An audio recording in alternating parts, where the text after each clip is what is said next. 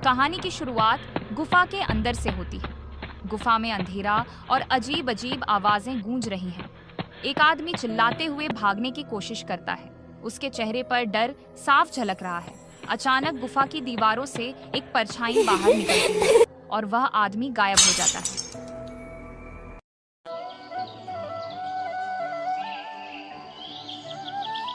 गांव में अफरा तफरी का माहौल है।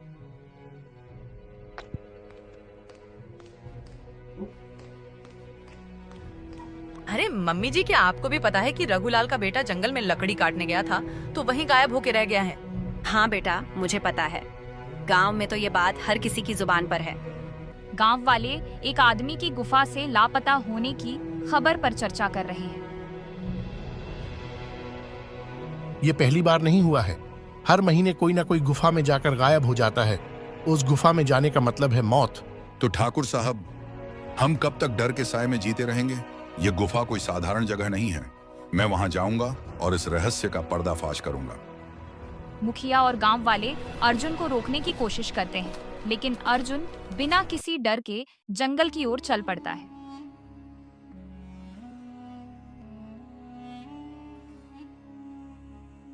जंगल में चलते चलते अर्जुन को एक पुराना और टूटा फूटा निशान दिखाई देता है। निशान पर लिखा है, यहाँ से आगे केवल मौत है। ये सब मुझे डराने के लिए लिखा गया होगा। मुझे रुकना नहीं है।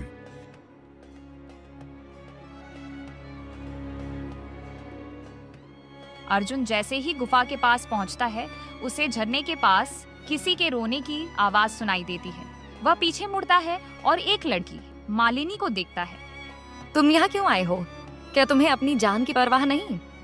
अरे, मैं इस गुफा का सच जानने आया हूँ। तुम कौन हो? मैं इस गुफा की रक्षक हूँ। ये गुफा तुम्हारे जैसे कई साहसी लोगों को निगल चुकी है। वापस लौट जाओ। गुफा की रक्षक जी, अगर मैं लौट गया तो गांव वाले हमेशा डर के साए में रहेंगे। मुझे इस रहस्य को सुलझाना ही होगा। गांव वालों को बचाने के चक्कर में तुम खुद मरोगे। अभी मौका है, यहाँ से चले जाओ। अर्जुन जैसे ही गुफा के पास जाता है तो ऊपर से एक अजीब रोशनी आती है और अर्जुन को गुफा के अंदर ले जाती है। अर्जुन गुफा में घुसता है तो अर्जुन देखता कि अंदर चारों तरफ सोने चांदी का ढेर बिखरा है। तभी वहाँ उस गुफा का सैनिक प्रकट होता है। तू भी उसी रास्ते पर आया है जिस पर बाकी सब मरे हैं। सोच ले बेटा, अभी लौट सकता है। अरे मैं डरने नहीं आया हूँ। यह गुफा और तुम्हारा यह आतंक खत्म करने के लिए आया हूँ। ये गुफा मेरी नहीं, बल्कि यहाँ की शापित आत्माओं की है। जो भी गुफा के खजाने को चुराने की कोशिश करता है, वह इन्हीं आत्माओं का शिकार बन जाता है। अर्जुन को समझ आता है कि गुफा के सारे कंकाल उन लोगों के हैं जिन्होंने लालच में आकर खजाना चुराने की कोशिश की थी। अर्जुन गुफा के अंधेरे में धीरे धीरे चलता हुआ एक विशाल कक्ष में पहुंचता है। चारों ओर गहरा सन्नाटा पसरा हुआ है। कक्ष के बीचों बीच एक पत्थर की बड़ी वेदी पर चमकता हुआ खजाना रखा है। अर्जुन की आंखों में आश्चर्य झलकता है। वह धीरे धीरे खजाने की ओर बढ़ता है। तभी गुफा के कोने से सरसराहट भरी एक रहस्यमय आवाज गूंजती है। अर्जुन ठिठक जाता है। अंधेरे से बूढ़ा साधु प्रकट होता है। उसके कपड़े पुराने और फटे हुए हैं। चेहरा झुर्रियों से भरा है, लेकिन उसकी आंखों में रहस्यमय चमक है। वह धीमी आवाज में बोलता है, तुम यहाँ क्यों आए हो बालक? या तुम्हें भी इस खजाने की तलाश है? बाबा जी, आप कौन हैं और इस गुफा में क्या कर रहे हैं? मैं इस गुफा का रखवाला हूँ। यहाँ आने वाले हर इंसान को खजाने का लालच खा गया। तुम भी वही रास्ता अपनाने आए हो? नहीं, मैं यहाँ सिर्फ गुफा की सच्चाई जानने और अपने गांव वालों के डर को खत्म करने आया हूँ। बूढ़ा आदमी मुस्कुराते हुए कहता है, अगर ऐसा है तो तुम्हें यहाँ एक परीक्षा देनी होगी। बूढ़ा आदमी अर्जुन को 3 दरवाजों की ओर इशारा करता है। हर दरवाजे पर अलग अलग चिन्ह बने हुए हैं। एक दरवाजे पर तलवार, दूसरे पर एक टूटा हुआ ताज और तीसरे पर एक खाली कटोरा।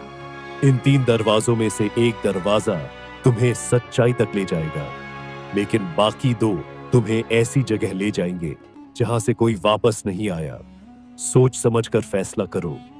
तलवार तो ताकत का प्रतीक है और ताज सत्ता का, लेकिन ये दोनों हमेशा विनाश और लालच का रास्ता दिखाते हैं। खाली कटोरा विनम्रता और त्याग का प्रतीक हो सकता है।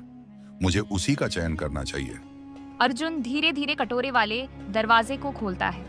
दरवाजा कड़कड़ाहट के साथ खुलता है और उसके सामने एक घनी अंधेरी सुरंग दिखाई देती है।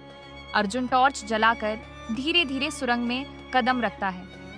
सुरंग के अंत में अर्जुन एक विशाल कक्ष में पहुंचता है। कक्ष की दीवारों पर पुराने धूल से ढके दस्तावेज और फटे पुराने मानचित्र टंगे हुए हैं।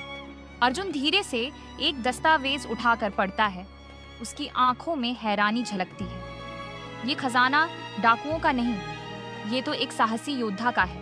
वह योद्धा जो अमीरों से लूटकर गरीबों की मदद करता था। उसने इस खजाने को यहाँ इसलिए छुपाया ताकि लालची हाथ इसे छू भी न सके।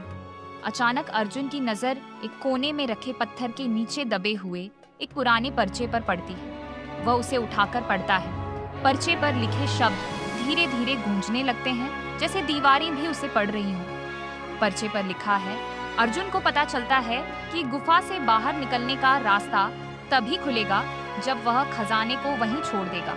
वह गहराई से सोचता है। गांव वालों की समस्याएं और गरीबी उसे खजाना ले जाने के लिए मजबूर करती हैं, लेकिन वह याद करता है कि कैसे लालच ने पहले कई लोगों को तबाह किया। अर्जुन दस्तावेजों और मानचित्र को लेता है ताकि वह गांव वालों को सच बता सके। खजाने को वहीं छोड़कर वह गुफा से बाहर निकलता है।